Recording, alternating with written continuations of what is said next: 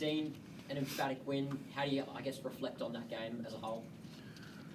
Yeah, I think, first thing, I got KB sitting next to me and, Jack White being out of the roster, for this game, and thought what he showed us, against Perth in the second half, the defence that he played, the way he connected on offence was a no-brainer for him to start and play big minutes today. And I think I looked at the box score at halftime. He plus 20 when he's in the game, and it's just what he does.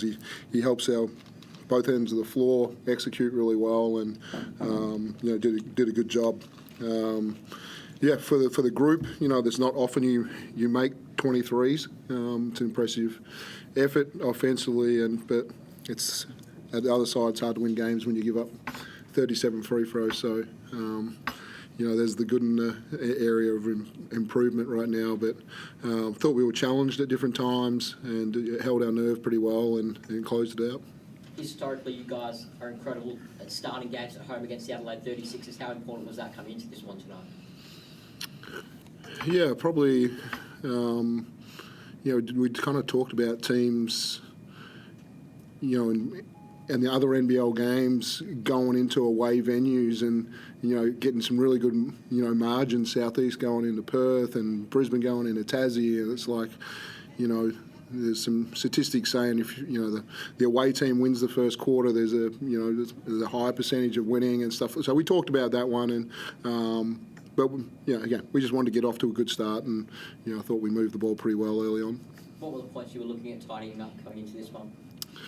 Defensive rebounding. I just thought there was an area that we've been pretty solid at all year, and then last few games we've just given up too many second chance points and that. So I haven't seen the numbers, but yeah, we win the rebounding by 10, which is pretty positive. They got a lot of things to deal with. Davis is so quick. And rejected us a little bit today, and he caused some problems in us in that turning into fouls by the next movement that he makes. Jarrell played a little bit more at the 5 tonight, which was something that we were thinking could happen, and the shooting threat that he is at 5 and how we cover that. So, Montrez in the post is always going to be a tough cover, whatever kind of coverage you give him. Kyle, how do you sort of view the challenge of moving into that starting unit tonight? The group and Dean gave me a lot of confidence. And obviously, Whitey's such a keen, impactful player on our team, just relentlessly rebounding, doing all the little things that he does. So kind of like what Dino hinted on, I was just, trying to do those little 1%ers that, I pride myself on. And, it wasn't perfect, but, I gave it a great effort and, proud of what I was able to do tonight. Can you talk through the chemistry of this bench unit, which I guess you're usually a part of? 53 points off the bench is pretty outrageous tonight to Adelaide's 12. Yeah, obviously we're, very talented starting 5, but we've got a lot of guys that, put in the work every single day coming off the bench. Flynn was, elite shooting the ball tonight. I think really, had moments where he took over that fourth quarter, and, that's what he does. That's what his experience has, enabled him to do. But I think we just got such a great group, 1 through 13, that kind of plays for each other, loves each other, and it's always fun playing that type of basketball. Dean, how'd you view the altercation and I guess your guys' response off the back of that in the last quarter? The play started with us taking a charge. I thought we just did a good job of getting in front of people and putting our body on the line for the team.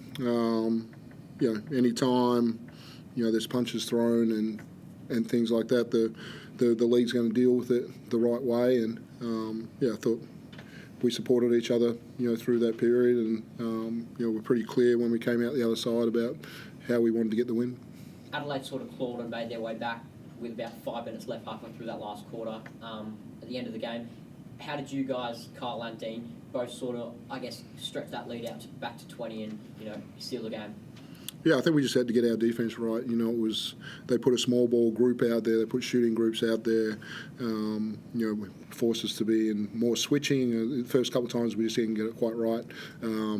Then we sorted it out, and then later on we matched it with a small ball group as well, and putting people in different positions and it's just something that we're going to continue to work on with the different lineups on the floor. But yeah, I want to. Flynn Cameron made some big shots in that fourth quarter, and he's just shown all throughout this year when there's opportunities for him to step up and he gets extra minutes, he's really grabbed them. How impressed are you with him and I guess his step up to that sort of elite level player that we know he can be this year? Yeah, it was a part of our review after last year to say, Kyle, Tanner, Flynn, we really want, it's a part of how we get better, and I think, all those three guys have really, shown and improved this year, and to say, in a 5-game playoff series, that their value is going to be huge coming down the stretch if we're good enough to get to that point. How valuable is Flynn's adaptability, the fact that you can play off the ball and on the ball? Yeah, your combo guards are so important in this league with all the pressure and disruption that comes around, and so that's exactly where he sits right now. He can be a point guard. He can really score the ball, which is the thing that I think is his true weapon. And then, who we can guard. He's just has the ability to go to point guards, has the ability to go to threes, and has the ability to switch onto a 4 with his strength as well. So, really versatile, in both ends of the floor. Is he learning a little bit from Ian too? The way he comes off the bench and impacts? Yeah, with Ian coming off the bench these last couple of games, it's we've got multiple scoring punches, coming into the game. So, I think those two have pretty good chemistry about how they talk about the game and see it. And both of them were aggressive tonight, which is what we want. How did you assess the altercation? Take us through it for starters, like in terms of Rob on the floor with Trez. Yeah, I haven't really watched it back too much, so it's only what my eyes saw at the time. And we take a charge. There's a push that escalates a little bit to a little bit more, and I think once everybody got in there, and the referees will the league will deal with punches if they've connected, and what happens with that one. So So what would you say to your players on that side of things to try and maybe simmer the tensions a little bit better? Would you call on that, or are you happy with the way they reacted? Yeah, I don't know. I haven't watched it back yet, but I didn't think we did anything to super escalate the situation. And I thought our intention, once it got heated, was to diffuse it as quick as we could. There was an altercation between a fan and the 36ers players. What would your message be to Melbourne United fans going forward? Yeah, it's something you never want to see, right? The fans are there to view the game and support the game, and you never want to see a crossover between players and fans. You want to see it in the part of engagement and stuff like that. But obviously we've crossed the line. In the game there where they've reacted to whatever's been said, and it's something that we don't want to see. How have you found your team in terms of coming back from that New Zealand Breakers game? Is that a big marker in your season now, or you never want to get back to that spot again?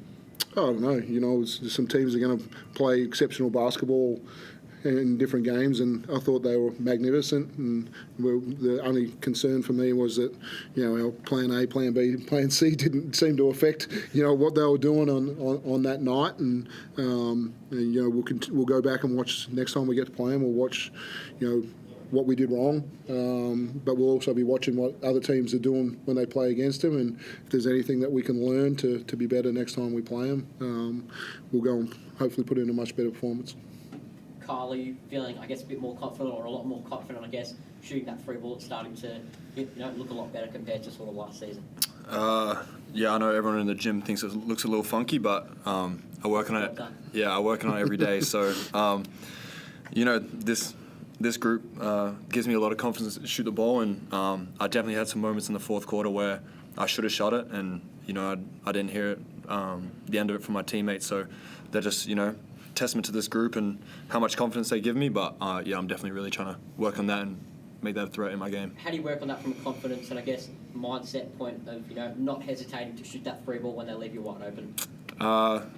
It's just just trusting the work. Like I said, I work on it every day, and I just got to keep being more aggressive. I'm kind of selfish at heart as a player. I like to get my teammates involved, and we got so much talent on this team. It's important to pick your moments, but it's also important when your moment arises, as any player, just take it with full aggression and full confidence. Was it hard today not to become Chris Gordon conscious after his big performance last week? I mean, the best thing about that guy is that he's liable to go off at any moment. So, as a kind of connector, as a four-man, I'm always trying to get him open. And I think we're starting to build a really good chemistry of, those handoffs and screens. And, that's all you can really do as a big guy, just, try to get him open because he doesn't need a lot of room to get that thing off. Cool. Just want to congratulate Kyle, who got a call up to the Boomers. Obviously, Jacob Chance leading the group. CG putting the singlet back on. Flynn Cameron, and then Shaylee's got a late call up to the Tall Blacks game in Christchurch. So really proud of our guys to head into the FIBA window and represent their countries and do the club proud. How proud of you, Jacob Chance? Just on that note, quickly. Yeah, he's been in a bunch of windows. It was my first experience with him coaching a window, having him as an assistant coach, and that led to him, a little bit coming to our club from what I saw from him in that. And so, he'll do a magnificent job. It's always something that you feel like you're going to be underprepared because you only have a couple of days to put a group together. And but I think he's got an elite group of guys, and they'll do great. Thanks, Mike. Cool.